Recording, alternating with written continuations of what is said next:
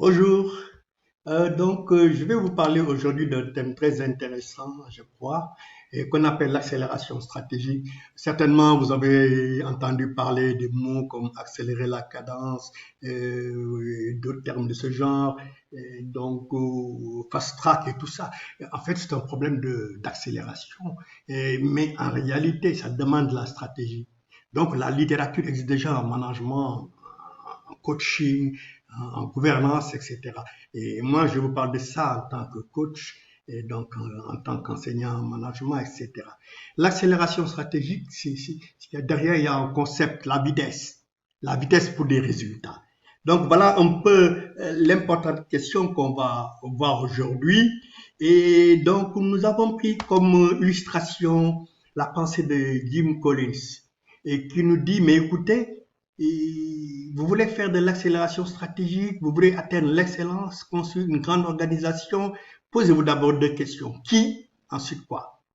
Et donc, son fameux ouvrage Good to Great, et quand on regarde un peu Great, il y a l'idée d'excellence. Passer de ce qui est bien, c'est pas mauvais, c'est bien. Mais le bien ne devient pas votre objectif. Vous êtes ambitieux. C'est l'excellence qui est votre objectif. Ça signifie, première condition, que Jim Collins porte à notre attention, c'est le qui. Qui est le leader? Avec qui va-t-il faire le voyage de la transformation? Et il utilise l'image de personnes qui montent dans un bus, etc.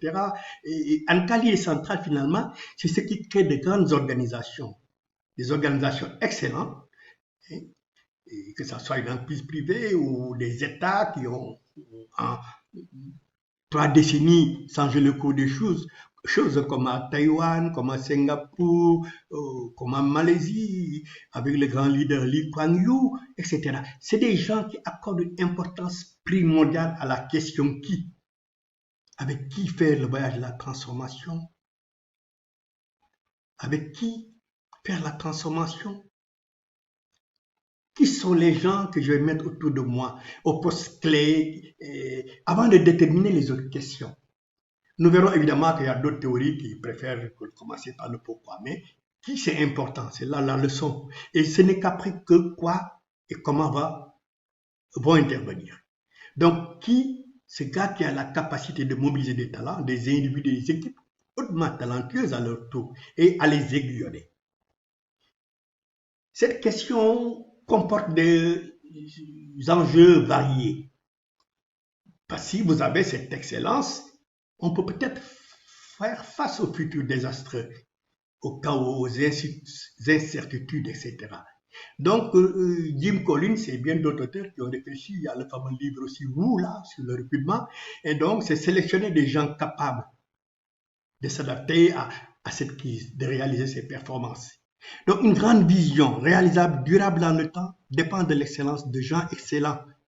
Ensuite, d'ailleurs, quelque part, il nous dit à peu près ceci, l'excellence appelle l'excellence, la médiocrité appelle la médiocrité. Donc l'excellence n'est pas une question de circonstance, c'est un choix discipliné, conscient. Si vous avez le leader qui est conscient de ça, que c'est un problème, un choix à faire, conscient, et qui est d'accord aussi que autour de l'excellence, de qui il y a la discipline, on y reviendra. Donc, si on suit ce genre de doctrine, une vision sans talent est une illusion et peut conduire au cauchemar. L'excellence, donc, c'est un tout, je l'ai dit tout à l'heure, qui, avec qui, c'est des questions importantes, faire le vers de la transformation, sur qui miser, quels sont les gens qu'il faut choisir pour les mettre à la place qu'il faut, quels sont les gens qu'il faut peut-être écarter ou s'éloigner d'eux, etc. Ça rappelle la théorie du cercle rapproché un peu de John Maxwell, j'en ai parlé dans d'autres vidéos. Évidemment, c'est vrai que ça, comment devenir un leader excellent de ce niveau-là? Et donc, c'est aussi une bonne question. Capable de mobiliser les gens pour la poursuite d'une vision claire, irrésistible, convaincante, qui stimule à atteindre. Donc, il faut des nombres de haute performance. Et les nombres de haute performance dépendent aussi de la qualité des gens qui vous entourent. Et Jim va jusqu'à proposer un type de leader qu'il appelle de niveau 5. C'est-à-dire un leader qui est décidé à construire une œuvre monumentale, durable, l'excellence à travers le temps, en faisant preuve d'humilité et d'engagement professionnel. On va voir ces deux termes-là, humilité et engagement professionnel. C'est sûr que nous en avons besoin dans nos pays. Et il ajoute aussi quand même l'audace. L'audace. Parce que par exemple, dans nos pays, nous devons faire progresser la démocratie, nous devons réaliser des politiques qui vont permettre une plus grande inclusivité sur le plan institutionnel, économique, social. Comment? C'est pas évident. Ça demande de l'audace. Parce qu'il y a des gens qui ne voudraient pas que ça se passe comme ça. C'est des perdants dans un tel système, par exemple. Et l'humilité. L'humilité, ça signifie que vous êtes capable de faire preuve de modestie, de convaincre les autres que vous êtes modeste, de fuir l'adulation publique, de ne pas jouer au vantard, de maîtriser son ego. Vous êtes capable d'agir de façon pacifique. C'est pas avec la guerre, les mots, etc. que vous allez régler les problèmes, avec calme, mais détermination. Mais avec de la franchise. Et de vous appuyer sur des normes. C'est les normes qui priment sur la personne. C'est ce qu'on appelle le leadership charismatique en tel. Il y a beaucoup de gens qui croient à ça encore. Mais en réalité, c'est des personnages déterminés qui travaillent avec des référentiels et des normes qu'on peut voir dans d'autres de mes vidéos. Donc, que ce soit le management des risques, que ce soit le management de la performance, et les évaluations, tout ça, il y a des normes. Aujourd'hui, d'ailleurs, certains auteurs parlent de tétranormalisation à l'échelle mondiale. C'est-à-dire qu'il y a des normes, des bonnes pratiques. C'est pourquoi, d'ailleurs, connaître les bonnes pratiques, comme le dit Lee Kuan Yew, c'est important. Il dit, moi, je ne suis ni communiste, ni révolutionnaire, ni etc. Et ma référence, ce sont les bonnes pratiques. Et je les apprends en observant. Et il avait averti les premiers leaders africains après l'indépendance, vous perdez votre temps avec votre... etc. Et lui, en 30 ans, il a développé un pays qui, aujourd'hui, a laissé un héritage, la loi de l'héritage. Je crois que, si mes souvenirs sont exacts, à Singapour, le produit national brut par tête d'habitant, c'est 38 000 $. On ne peut même pas comparer avec des pays comme les nôtres. Vous voyez, mais à cause des hommes qui ont ce genre de principe. Canaliser. L'humilité, c'est être capable de canaliser les ambitions à l'intérieur, gérer les ambitions des uns et des autres, qui ne sont pas toujours au top, les bagarres sourdines, tout ça, et créer des successeurs pour la prochaine génération. Donc, vous mettez en place des gens qui ont des capacités à assurer la durabilité de l'organisation. Ce n'est pas votre personne qui compte finalement, vous devez être un leader capable de créer d'autres leaders. Et puis, dans une certaine mesure, comme je l'ai dit, canaliser les ambitions, c'est aussi ne pas passer son temps à régler de beaux problèmes, à blâmer les uns et les autres de choses, de broutilles, excusez-moi l'expression, ou de facteurs exogènes, des choses comme ça. Et donc, humilité professionnelle, personnelle, mais engagement personnel. Ça signifie que le leader, qui est maintenant a great leader, pas seulement un good leader, mais great leader, donc mû par l'excellence, il a une foi inébranlable. Il est déterminé à faire tout ce qui est à son possible, produire des résultats, les meilleurs résultats possibles sur le moyen terme. Ce n'est pas un court-termiste. Quelles que soient les difficultés, il est prêt. Il fixe des standards élevés qui permettent de construire une entreprise rentable, un pays durable, comme Singapour, Taïwan, tout ça, etc. Où l'excellence est une culture.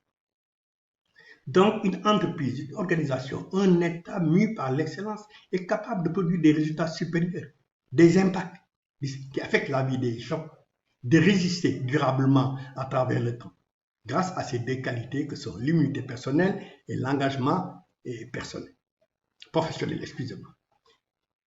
Et c'est très intéressant d'aborder la question ainsi. Par exemple, si vous regardez Jim Collins, et donc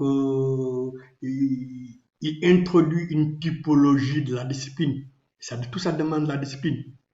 Et ça signifie que les citoyens, les Sénégalais, les Africains acceptent une discipline. Discipline, premièrement, citoyenne. J'ai ajouté ce référentiel dans la typologie originelle de Jim Collins. Discipline de la pensée, discipline des actions, discipline de la responsabilité. Discipline citoyenne, ça signifie que vous acceptez de concilier liberté et responsabilité.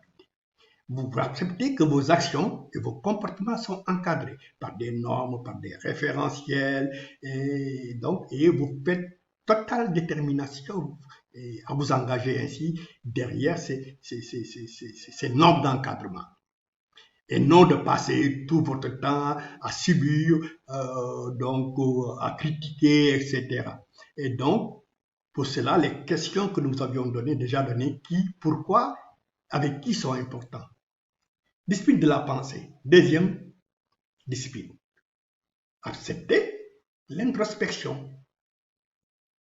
Et moi ici, j'ai l'impression que les gens ont déjà une position, ils admirent un tel ou n'importe quoi. L'essentiel pour eux, qu'ils trouvent les alibis pour justifier ça. Nous ne parlons pas de ça. Nous parlons de l'introspection qui va vous permettre d'accepter les dures réalités, qui va vous permettre de développer votre résilience. Ça signifie que vous êtes quelqu'un d'assez solide ou de solide. Vous êtes en train de faire des efforts pour vous libérer de la dépendance. Vous êtes en train de faire des efforts pour trouver une vision simplifiée, une niche, quelque chose sur quoi que vous aimez faire, que vous connaissez et vous concentrez. Mais ici, tout le monde connaît tout. Et celui qui pense connaître tout et il ne se rend pas compte qu'il perd son temps. Il est en train de se disperser. Donc, un conseil, se poser la question, en quoi je suis excellent? Dans quoi suis-je excellent? Si c'est un pays, avoir des leaders qui se posent la même question, en quoi, par exemple, le Sénégal pourrait-il être le champion? Champion de quoi? Dans quel domaine? Dans quel domaine? Sur quelle niche? Et cette réflexion, vous le faites de façon réaliste par rapport à vos atouts et à vos points forts. Et vous trouvez cette niche, vous vous concentrez. Vous ne pouvez pas tout faire, il faudra arbitrer. Et puis peut-être plus on se développe, on rentre dans une stratégie entrepreneuriale, on passe d'une stratégie entrepreneuriale à une stratégie de croissance dynamique, peut-être qu'on peut diversifier les objectifs, les activités, les niches, si les ressources. Donc sur quelle niche, quels atouts et quel point fort concentrer mon énergie, c'est très important. Concentrer l'énergie des Sénégalais. Ça, il faut de l'introspection. Il faut vérifier. Il ne faut pas donner les choses comme étant acquises. Donc, discipline de la pensée, discipline de l'introspection. Maintenant, discipline des actions. Si vous êtes discipliné sur le plan citoyen et vous avez une pensée qui vous a permis de cerner une vision, sur quoi vous êtes fort vraiment, qu'est-ce que vous devez faire en priorité, quelles sont les niches, tout ça, et avec le courage de l'introspection, ça signifie aussi faire des arbitrages. Maintenant, il faut passer à la discipline de l'action. Donc, il faut élaguer. On ne peut pas être fort en tout. Il faut choisir. Il faut identifier les priorités. Et après qu'on a identifié les bonnes priorités, les quelques priorités, j'emploie bien le mot quelques priorités, on ne se penche pas sur toutes les priorités. On a un plan de progression. Ça peut prendre la forme de plan stratégique et on se concentre, on ne se laisse pas distraire par tout ce qui vient d'ici et d'ailleurs qui ne rentre pas dans les priorités. C'est vrai que vous aurez besoin peut-être de plans d'action, de plans pluriannuels de performance, pour parler comme les managers. Peut-être que vous aurez besoin d'indicateurs clés de performance, donc de mesures de la performance. Peut-être que vous pourrez évaluer, auditer, etc. Il y a beaucoup de systèmes pour ça. Mais capacité, donc, à se discipliner, à discipliner ses projets, à impulser. Ça dépend aussi de la passion. Comme je l'ai dit, on n'oubliera jamais que la notion de talent dont on a parlé dès le départ, la notion d'équipe talentueuse, mais disciplinée, etc. Enfin, dernière discipline, discipline de la responsabilité. Assumer des responsabilités, en d'autres termes, c'est accepter l'obligation de rendre compte. Donc, on accepte d'être dans une liberté encadrée, disons surveillée. Donc, cela, il y a tout un ensemble de postes de management. Donc, ce qu'aujourd'hui les coachs appellent la gestion du rythme, de la cadence. Et ces modes de gestion, il y a même des logiciels et tout, vous invitent à surveiller par ce qu'on appelle des métriques, des instruments de mesure, des indicateurs. Vous faites le pilotage de la performance. Ça signifie que ça, c'est un processus, mais le processus ne suffit pas. Il faut un leadership élevé, humble et audacieux derrière.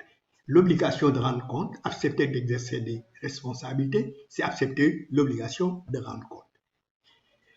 Donc, si on parle d'accélérer l'accélération stratégique, on voit qu'il y a beaucoup de choses derrière. C'est pas simplement un processus, c'est de la gouvernance, c'est du management, c'est du leadership. Et comme je le suis en train de vous le montrer, c'est du coaching. Ça signifie qu'il faut des dirigeants, des élites qui sont capables de donner du sens, ce qu'on appelle la signification. et donc dans toute une littérature de management, de coaching, etc. Donnez aux autres le sens des défis. Donnez à vous-même la signification du défi. Donc, première, vous faites des choses dont vous êtes passionné parce que cela a du sens. Vous mobilisez les gens parce que cela a du sens pour eux. Donc, ensuite, ce qu'il faut pour cela, il faut mettre en forme cette signification, cette vision. Il faut que les gens comprennent là où il faut aller, pourquoi ils doivent y aller, avec qui il va les amener. Est-ce que c'est l'homme qu'il faut qui va aller à la place qu'il faut qui va impulser cette trajectoire? Il faut une trajectoire. Il faut un système où nous n'avons pas que quelques individus prétentieux qui cherchent de façon des succès solitaires, mais en réalité, ce n'est pas des succès durables. Pour une raison ou une autre, ils quittent ce projet, c'est enterré. Hein? Et parce que là, vous avez donc des gens qui ne cherchent pas leur propre, ce que j'ai appelé leur propre solitaire succès. Parce qu'ils ont compris que le succès ne dépend pas d'eux seuls, il dépend des autres aussi. Donc, pour les gens, connaître la signification, et là, le pourquoi devient important. Le pourquoi et votre comment est important. Que voulez-vous? Où voulez-vous nous amener? Qui êtes-vous d'ailleurs? Quelle est votre légitimité? Et comment vous percevez le futur, etc. Mais ça, tout cela, ça a des préalables. J'en ai déjà parlé, mais je vais essayer de les détailler un peu. Ça signifie que, premièrement, vous êtes capable de proposer aux gens une vision clarifiée. Et en anglais, ils disent clarity, c'est pas toujours facile à traduire. Une grande vision claire aux yeux des gens et attrayante. Il ne suffit pas d'avoir la vision, il faut la rendre accessible et compréhensible. Il faut savoir allier des impératifs de court et de moyen et de long terme. Un pied dans le passé, un autre dans le présent, la tête de l'avenir. Et puis surtout les succès à court terme. Récompenser les succès à court terme aussi. Pour que les gens voient déjà les bénéfices et vous accompagnent. Mais si c'est vous seul qui gagnez et votre équipe, bon, vous pouvez continuer à gagner. Mais les gens vous laissent la responsabilité d'aller jusqu'au bout de vos choix. Cela, on l'appelle aujourd'hui dans la littérature du management, on parle de penser de façon stratégique, penser exécuter de façon stratégique. Et il y a des auteurs qui même vont jusqu'à dire, comme Tony Jerry par exemple, qu'il faut développer le quotient intellectuel stratégique. Il parle d'un quotient intellectuel stratégique. Et la différence entre les gens, pour l'excellence, ce serait ce quotient-là. Évidemment, on a privilégié le qui dès le départ, donc avec qui on est rentré un peu dans le commun. D'autres coachs, comme Simon Sinek par exemple, dit non, mais attends, la première chose qu'il faut cerner, c'est le pourquoi. Peut-être que j'en ai parlé sous le terme signification. Comment les grands leaders, les gens excellents, inspirent les autres et les amènent à s'impliquer. Et quelle est la loyauté?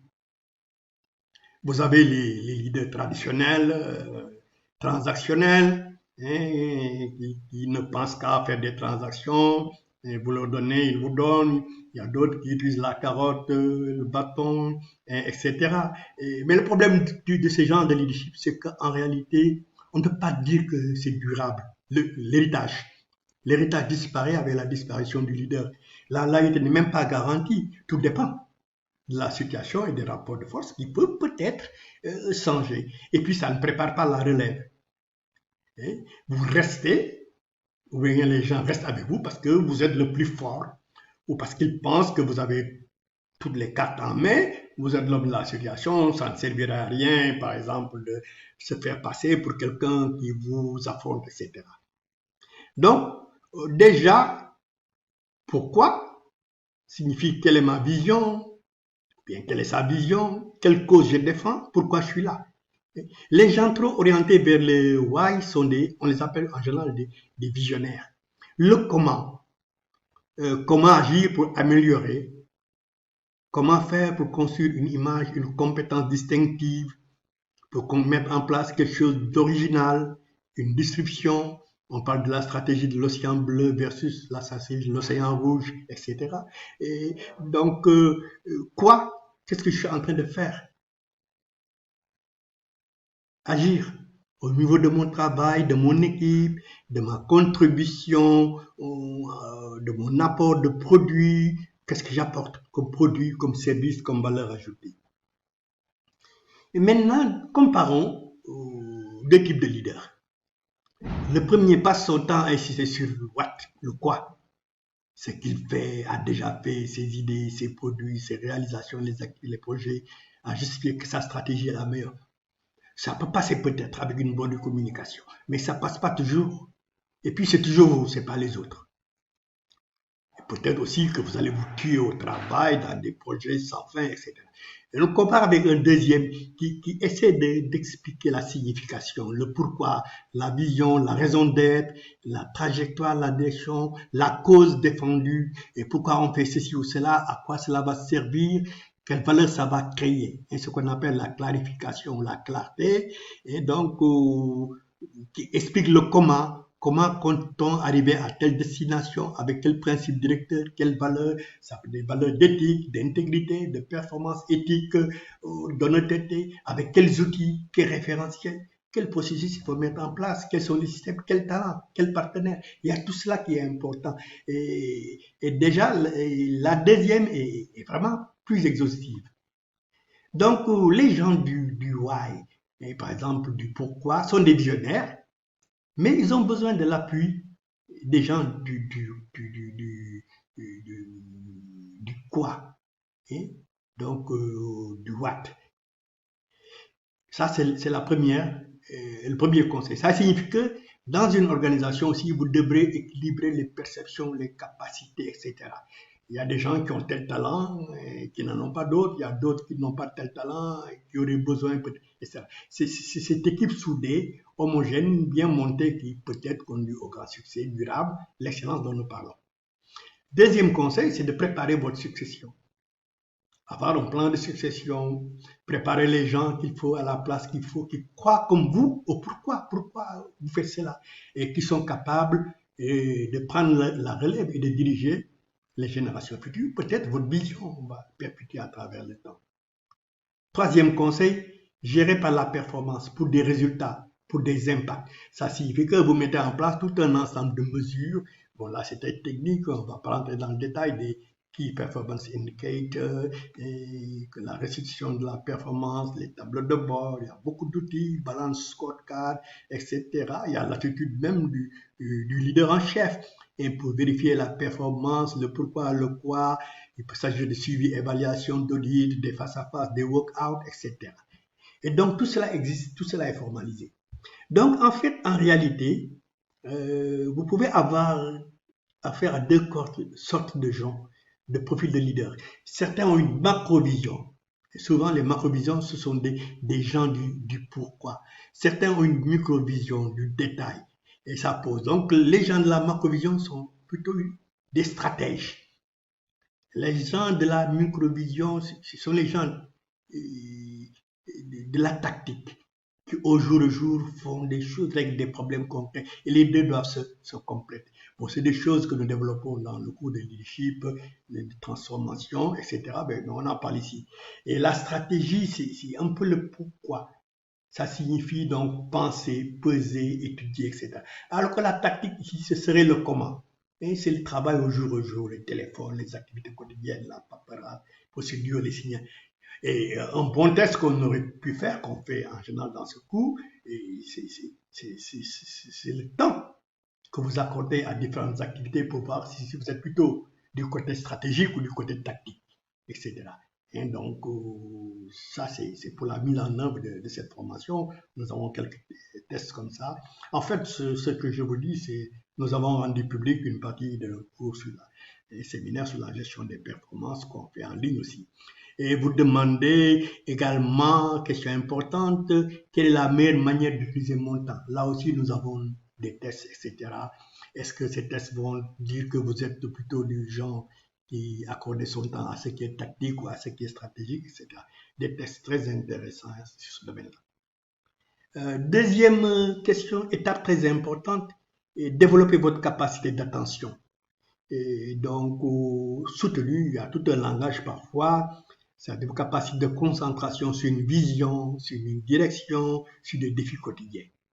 Et donc, on a déjà dit, ça signifie élaguer, comment éviter tout ce qui n'est pas vital, essentiel, qui vous éloigne des impacts. Les impacts, ça peut être la valeur ajoutée, ça peut être des résultats significatifs, etc. Quel procédé vous allez utiliser? J'ai anticipé, donc la mesure de la performance, le plan stratégique, des tableaux de bord, des indicateurs de performance, la direction par exception, etc. Et puis d'ailleurs, il y a beaucoup de modèles parce que finalement, quand on regarde, chaque cabinet invente des modèles, mais au fond, tout ce que dit Peter Drucker l'a dit depuis longtemps. Et donc, tout ça, on peut le retraiter, proposer un autre modèle. Bon, je l'ai présenté de cette manière. Donc, vous filtrez entre ce qui est significatif et ce qui ne l'est pas. Pensez de façon stratégique, mais agir aussi de façon stratégique, ce qu'on appelle l'exécution efficace. Donc, même pour ce qu'on appelle fast track, par exemple, accélération de la cadence, exécution stratégique et bien d'autres vocabulaires selon les cabinets, tout ça, c'est de l'exécution efficace quelque part. Nous avons vu tout à l'heure qu'il faut une pensée stratégique en amont. Et il faut un équilibre entre la pensée stratégique et la pensée tactique. L'exécution efficace maintenant pose d'autres problèmes. Par exemple, des capacités de communication pour mobiliser les gens, pour atteindre des résultats rapides et massifs. Il y a un modèle comme ça qui a été développé à Singapour, je crois. Et donc, donner quelque chose aux clients, aux citoyens, atteindre, dépasser les attentes, mobiliser les gens. Donc, bien vous entourer des gens qui sont intentionnels. C'est-à-dire qu'ils vont intentionnellement se mobiliser et penser de façon stratégique et tactique, qui vont accepter de se soumettre à une discipline quotidienne, d'utiliser leur énergie à fond, et qui ont de la foi et des convictions fortes. Donc, vous voyez, c'est pas un problème de processus. C'est aussi un problème de changement de mentalité, etc. Et de discipline, comme on l'a déjà vu tout à l'heure, capacité de mobiliser les gens, etc. Et c'est très important dans ce monde où il faut équilibrer. Donc, en d'autres termes, peut-être que le bon dirigeant, excellent qui sélectionne, il équilibre macrovision et microvision. Il s'organise de sorte que dans son environnement, ce qui est stratégique et ce qui est tactique coexistent et apportent de l'excellence. Il organise des séances de mastermind, de workout, des choses comme ça, et en s'entourant des gens qu'il faut à la place qu'il faut. Et c'est très important dans ce monde de compétition. Ça me rappelle un peu la fameuse citation de Jason Jennings. Ce n'est pas le gros qui mange le petit, c'est le plus rapide qui mange le plus lent. De l'intérêt. Donc, si vous voulez avoir des résultats extraordinaires, vous avez besoin de vous entourer des gens qui ont déjà produit des résultats extraordinaires. Et ça, c'est important. Ça, c'est important. La question qui, on y répond de nouveau.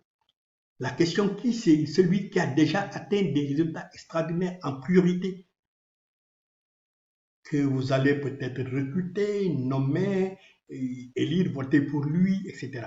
Mais quelqu'un dont vous n'avez aucune trajectoire, qui démontre ce dont je viens de parler, bon, il doit faire encore ses preuves. Il faut qu'il attende après les autres.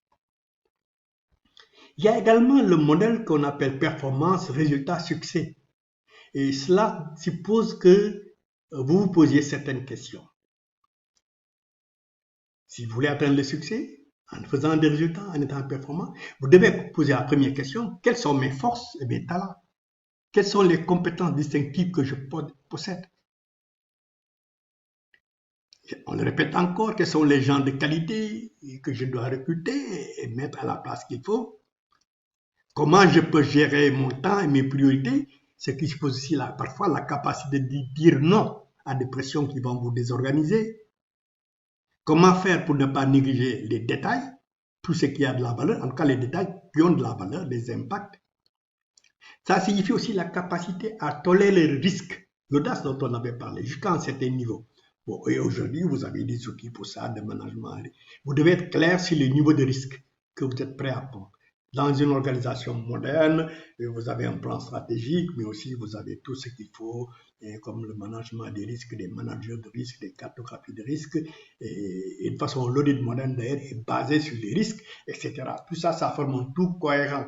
Autrefois, c'était l'entreprise. Aujourd'hui, Ce sont les États qui font ça. Il y a beaucoup de modèles. Peut-être que dans notre univers francophone d'Afrique, on est très en retard, peut-être, et il y a un cap à combler.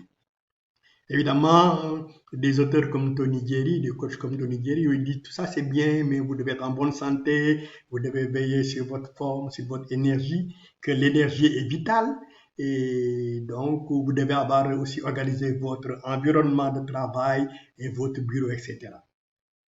Donc, prendre en compte aussi le long terme a une valeur stratégique. Pensez au long terme. Donc cet équilibre long terme, court terme, moyen court terme, récompense et le succès à court terme, ça fait partie des idées. Et puis flexible, n'avoir pas quelqu'un, une personne qu'on pourrait appeler idée fixe, hein, puisque parce que certaines connaissent cette bande dessinée-là. Et donc être capable de changer sa pensée à un moment donné, ses résultats.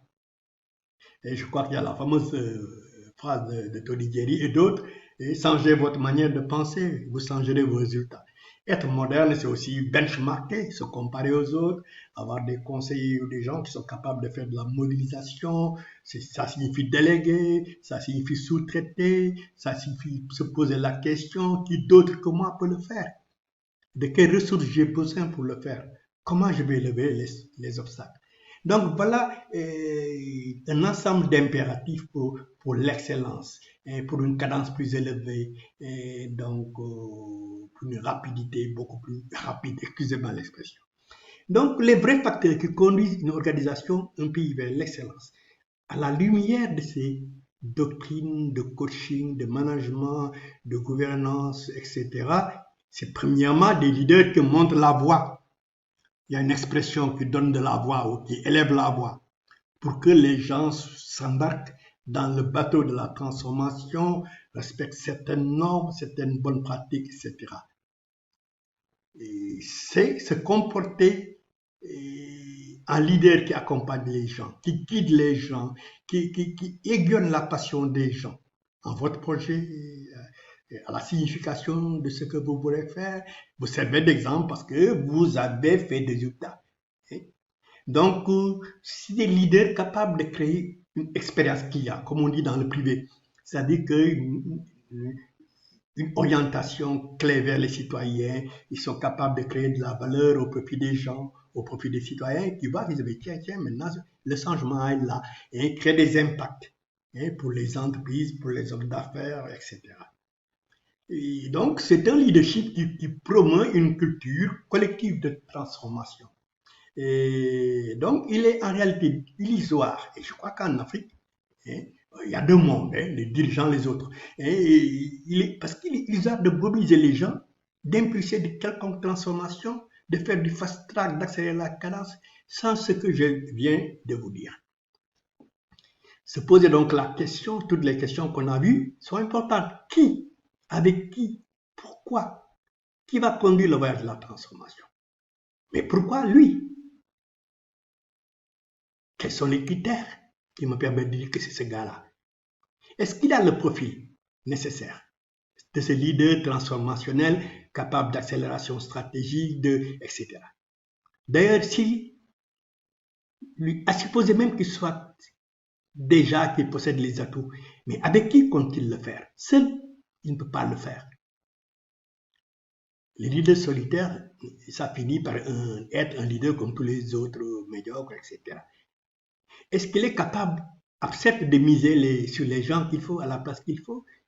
Et vous devez toujours poser aussi la question du pourquoi. Si oui, sinon pourquoi? J'ai fait 2 vidéos sur ce thème-là. Si oui, sinon pourquoi? Ici, c'est important. Est-ce qu'il a déjà une vision explicite de là où il faut aller? Avec qui? Regardez son entourage aussi. Est-ce que vraiment ils sont tous, on peut leur faire confiance? Est-ce que vous avez décelé des personnes au mauvais poste, au mauvais endroit, actuellement ou dans le passé, comparé au profil qui devrait occuper une responsabilité pour l'accompagner au cours de la réalisation de ses promesses de transformation, de sa vision, etc. Posez-vous ces questions. Quel résultat, par exemple, il a obtenu dans le passé, aujourd'hui, dans le présent? Comment il recrute, etc. Est-on en face d'un leader capable de cultiver l'humilité, l'engagement et l'audace dont on a parlé? Vous vous souvenez un peu de cette problématique-là? Ou bien est-ce qu'on a en face d'un leader extravagant, et, je sais pas, mégalomane, dont l'objectif est toujours de paraître le meilleur?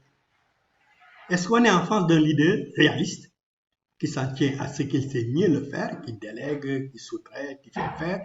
Ou bien est-ce qu'on est un leader qui est incapable d'affronter la dure réalité des faits et qui n'écoute que lui-même, pas les gens, qui ne prend pas compte de la vérité, même lorsqu'elle est établie et semble incontestable? Donc, est-ce que ce leader a mis en place des mécanismes avertisseurs? Donc, il a des systèmes, ça peut être des hotlines, ça peut être un réseau de renseignement, etc. Des mécanismes, ce que j'appelle des mécanismes avertisseurs, qui sont susceptibles d'attirer son attention sur certains risques, sur les problèmes, sur les incidents. Donc, autant de critères pour évaluer le leader dont je vous parle. Voilà donc ce que je voudrais un peu terminer par là. Et donc, l'accélération stratégique et pour de la vitesse, pour des résultats, pour des impacts, pour réaliser la vision, pour donner du sens, etc. Bon, voilà un peu un ensemble de concepts, de réalités qui tournent autour et que des coachs comme John Maxwell, et Tony Jerry, par exemple, Jim Collins, et bien d'autres on traitait. Voilà donc la leçon que je voulais laisser. Et donc, je crois que j'ai sur mon blog, sur mon nouveau blog, un développement comme ça. Je mettrai la vidéo à l'intérieur d'ailleurs, et puis le lien sera disponible sur les pages Facebook et toutes sortes d'autres pages. Voilà, je m'appelle Abdou Karim Gueye, inspecteur général d'État à la retraite, ancien directeur général de l'École nationale d'administration et de magistrature du Sénégal.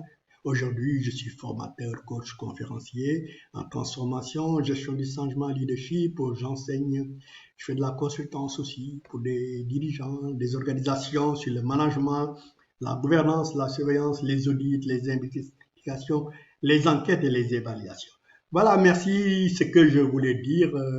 Et donc, sur ce thème de l'accélération stratégique, j'espère que j'étais clair. De toute façon, vous aurez aussi le texte sur le site avec la vidéo encastrée là-dedans. Et je mettrai en ligne dans beaucoup de réseaux sociaux. Et j'espère que c'est une contribution très intéressante peut-être pour vous.